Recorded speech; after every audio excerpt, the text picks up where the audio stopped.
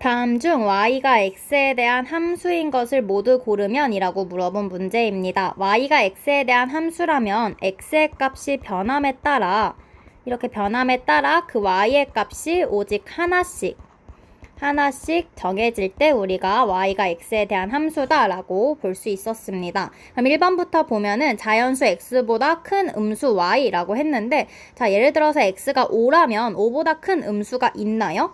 또는 x가 10이었다면 10보다 큰 음수가 있나요? 그런 음수는 존재하지 않습니다. 이런 y 자체가 x의 값의 변함에 따라 어떤 x든 간에 y가 존재하지 않아요. 하나씩은 있어야 되는데 지금 아예 y 자체가 존재하지 않기 때문에 1번은 함수라고 볼 수 없습니다.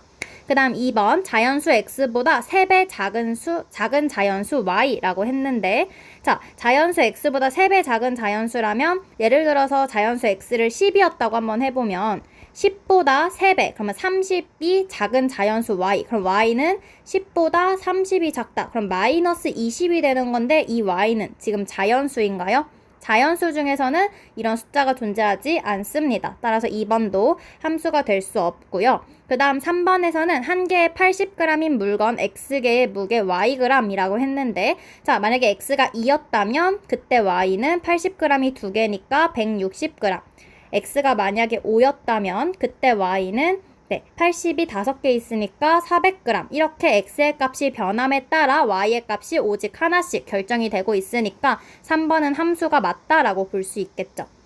그 다음에 4번 둘레의 길이가 xcm인 직사각형의 넓이 y제곱cm라고 했는데 자 우리가 둘레의 길이를 안다고 해서 그 직사각형의 넓이를 이야기해 줄 수 있을까요? 예를 들어서 이 직사각형은 둘레가 10인데 그 10이 5 이런 정사각형이었을 때는 그때의 넓이는 25가 되는데 같은 둘레가 10인 직사각형 중에서 세로의 길이는 1이고 가로의 길이가 4인 이런 직사각형도 둘레가 이렇게 되니까 둘레가 10이 될 텐데 이 직사각형 같은 경우는 넓이가 가로 곱하기 세로 4 곱하기 1로 해서 4가 되는 것을 확인해 줄 수 있습니다. 따라서 x의 값 둘레가 10이라고 결정이 되어도 이 y의 값이 하나씩 결정되는 게 아니라 엄청나게 많이 나올 수 있으니까 이것은 함수가 될 수 없겠죠.